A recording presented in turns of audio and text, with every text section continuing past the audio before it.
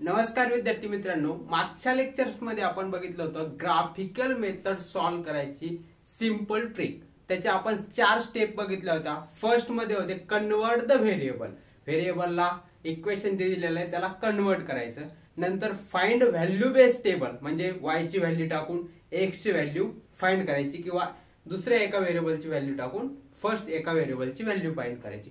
नंतर third step मध्ये होतं त्या दोन्ही इक्वेशनचे जे व्हॅल्यू आहे त्याचा यूज करून ग्राफ ड्रॉ करायचा।